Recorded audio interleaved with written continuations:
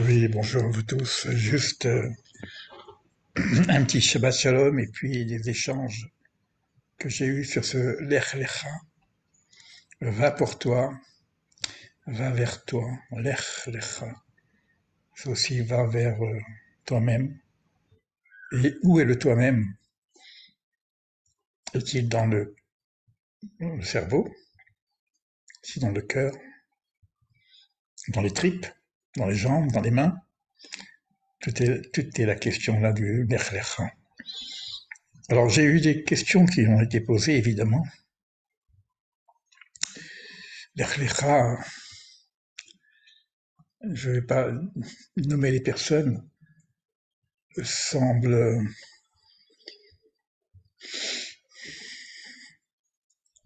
comme des portes à franchir. Et je réponds, ce n'est pas une simple balade dans les champs. Bien qu'il ait dit que pendant le mois d'Elul, le mois que nous vivons, Dieu est dans les champs. Alors, la question, c'est quoi ces portes qu'il faut ouvrir? Les portes du palais, oh là là, c'est bien élevé tout ça. Et puis, comment être du bon côté de la porte? Et rappelez-vous les enseignements qu'on a eus, qu'on a partagés. Bon, pour ceux qui viennent pour la première fois, c'est un peu difficile. Mais bon, vous avez les vidéos sur Internet, je verrai de quelle façon le mettre en lien sur les commentaires. Une fois, je disais que la maison Bait, il y a Bat, le féminin, et Yud à l'intérieur. Et je disais que la clé est à l'intérieur de la maison. Alors, comment rentrer dans la maison? Et la question qui m'a été posée, c'est comment je fais pour me retrouver du bon côté de la porte? Ben oui, mais si la porte est fermée et que la clé est à la maison, alors j'ai lancé comme ça l'idée, il faut passer par la fenêtre. Alors pour ceux qui me suivent depuis un certain temps, sachez que la fenêtre c'est le hé. Et je disais, attention, c'est pas une blague. Et je rappelais cette histoire, justement, ne rappelle pas que la clé est à l'intérieur de la maison.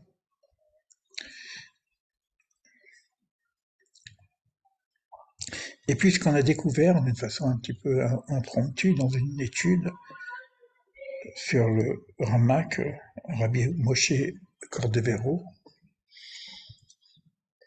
Bon, vous savez, quand on travaillait à travers les lettres, les 32 voies de la sagesse, les 10 séphirotes et puis les 22 lettres. Et voici que lorsque bon, je ne sais pas si la porte est ouverte ou entrouverte ou fermée, etc. Je rappelle cette idée-là que la clé de la porte est à l'intérieur de la maison. Mais comment rentrer à l'intérieur de la maison si la clé est à l'intérieur? Alors bon, cette idée était de passer par la fenêtre qui représente le hé. Bon, j'espère que vous arrivez à comprendre pour ceux qui suivent pour la première fois. On parle de la symbolique des lettres actuellement. Mais lorsqu'on a fait cette étude un petit peu impromptue qui a changé toute la donne, après avoir refait les lettres, nous étions donc sur la porte justement en question. Et là, je lis quelque chose donc de Rabbi Moshe Chaim Cordovero, de Ramak, qui dit attention, non, il ne faut pas passer du Dalet, qui représente la porte, au Hé, qui représente le souffle divin, notamment cette fenêtre qui peut s'ouvrir à nous.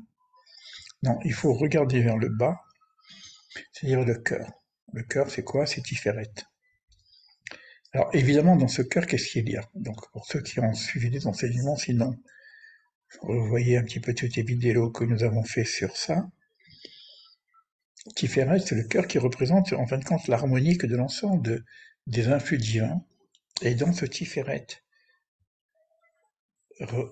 est le nom divin dans sa plénitude, Yudke Vavke, mais il représente également Yaakov et représente également Israël.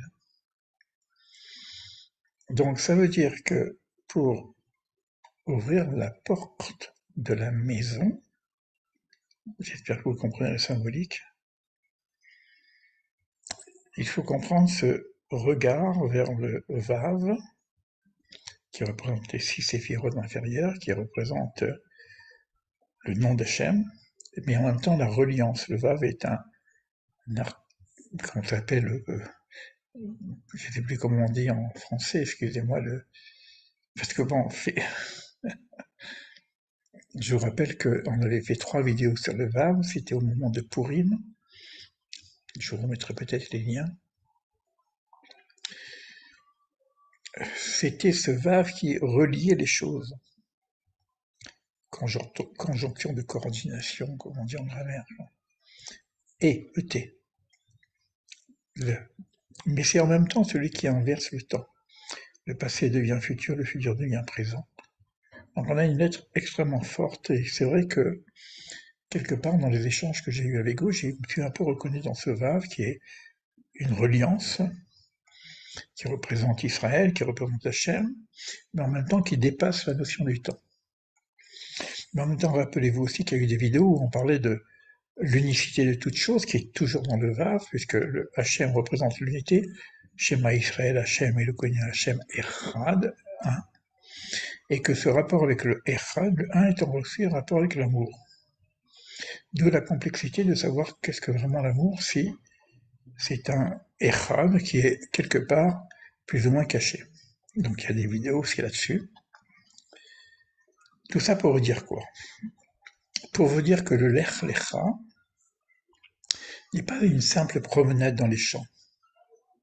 Même comme je disais justement, pour la nommer Léa, qui fait partie de notre groupe d'études, bien que dans ce mois singulier du mois d'Elul, on dit que le roi est dans les champs, donc on a une proximité particulière d'une rencontre avec le roi, au-delà même du roi l'ami, au-delà même de l'ami l'amant. Mais c'est pas une simple balade. Ça demande peut-être un certain minimum de connaissances pour répondre aussi à d'autres interlocuteurs, tout en restant dans la simplicité. Parce que l'amour, ça ne peut être que simple, sinon c'est pas de l'amour. Et d'ailleurs, lorsque j'ai travaillé sur le projet qui nous accompagne, qu'on a appelé l'arche d'Abraham, qui représente cet amour, bien qu'il soit conditionnel, parce que c'est pas un amour complètement évaporé, c'est un amour bien construit. Devant cette complexité des mots et des rapports que je pourrais avoir lorsque j'essaie de m'exprimer, pour aller au plus simple du plus simple, j'ai dit simplement le mot aimer. Alors je pourrais ajouter aimer son prochain. Alors là, ça se complique un petit peu, qui est le prochain, etc. Comme soi-même. Alors là, c'est toutes les discussions qu'il peut y avoir, des blablabla, sur qu'est-ce que veut dire aimer comme soi-même, etc. dans la Bible, qui est le cœur d'ailleurs de la Torah, puisque c'est le centre. Tout le reste ne sont que commentaires, mais je dirais simplement, si j'étais au plus simple du plus simple, c'est aimer. Il semblerait que ce simple ne soit pas aussi simple que ça. Alors j'ai ajouté apprendre à aimer. Pour moi, apprendre sans prendre. Et bon, si j'ajoute qu'est-ce qu'on fait maintenant, alors là, ça se complique. Alors donc voilà, donc simplement un partage pour vous dire que le Lech Lecha, et c'est le Lech Lecha, est un cheminement qui est simple, mais pas aussi simple que ça. Le plus simple des simples que nous avons connus, c'est encore Jacob. Comme on dit, il était un homme simple, Ishtam, Yoshev Baorel, assis sur les tentes. Alors, simple, oui, mais pas un simplet, évidemment. Pas simplement quelque chose qu'on est simplement dans le ressenti, parce qu'il y a marqué Yoshev Baorel, et c'est quoi assis sous ses tentes? Et évidemment, je pourrais réfléchir tout seul, mais c'est quoi une tente? C'est un endroit justement d'intimité intérieure pour retrouver son centre. peut-être sa relation avec Dieu, mais en même temps c'était une yeshiva à l'époque. Une yeshiva où on enseignait la tradition primordiale, la tradition première, qui était faite par Shem et Ever. Ça veut dire donc par là que si on veut faire ce Lech Lecha, il pourrait peut-être revenir au début du début, mais je dirais même, qui n'est pas un début d'ailleurs, parce qu'il n'y a pas de début. Bereshit n'est pas un début, alors il faut commencer à savoir quand est-ce que ça commence, on ne sait pas d'ailleurs.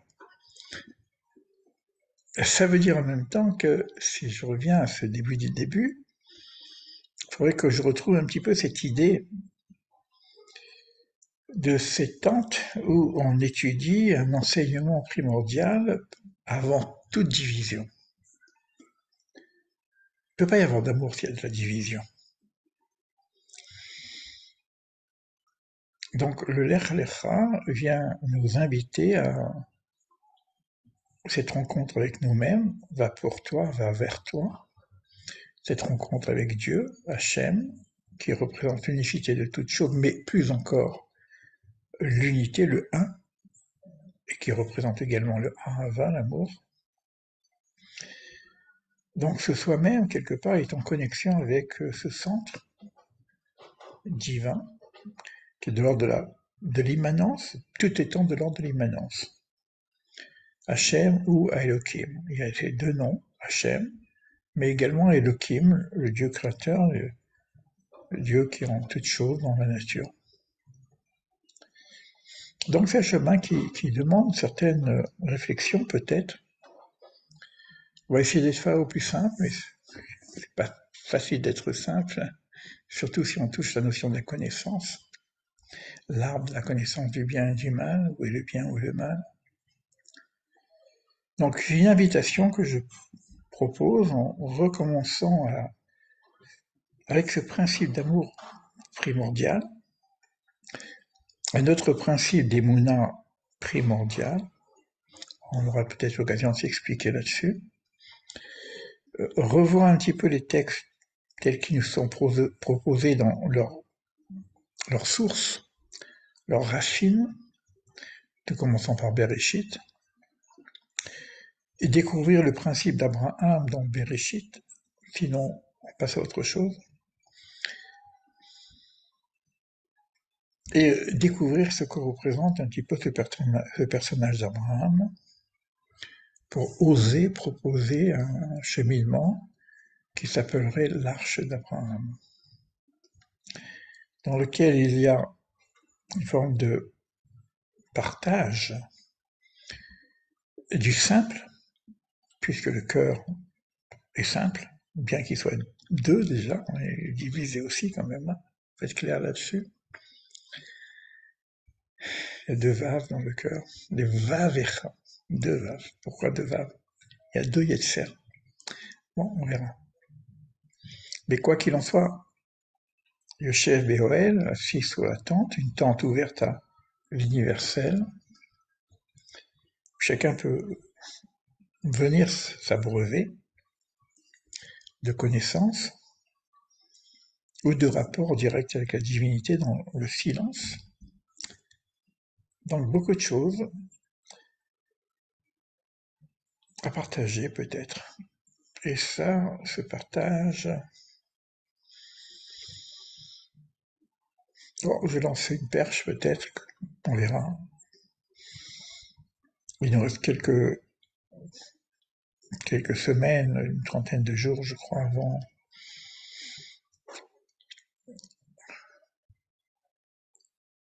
Peut-être un petit peu plus, je ne sais pas exactement, mais comptez que on fait ce travail pendant le mois d'Elul, le temps où le roi est dans les champs. Il y a un certain travail de proximité possible avec ce qu'on appelle la chaîne, le nom, le Dieu divin et dans la transcendance, mais qui vient dans les champs. Après, bon, il y a ce Rosh Hashanah, le Nouvel An, et après il y a Kippour, pour ceux qui suivent cette tradition. On verra de quelle façon la mettre au niveau universel. Et puis Sukkot, qui est vraiment la fête universelle. Donc on a un peu de temps devant nous. pratiquement jusqu'à la fin septembre, pour travailler d'une façon un peu plus précieuse, j'allais dire précise, je préfère dire précieuse, intérieure, sur ce que représente ce lac Léra. Bon, ça peut être aussi une invitation à quelques personnes, hein, parce que c'est vrai que tout ne peut pas être partagé, d'autant plus que s'il y a des intimités intérieures, parce que bon, le rapport avec Dieu, c'est aussi une intimité, comme le rapport avec un homme et une femme. On peut pas tout dire bon, en termes de public. Donc peut-être une invitation à créer un petit groupe de travail qui souhaite aussi approfondir ces choses-là. Bon, je vais m'arrêter là parce que ça risque de devenir compliqué. Et puis je vais vous laisser pour un plus à plus tard. Voilà. Bon, je vous dis à bientôt. À très bientôt.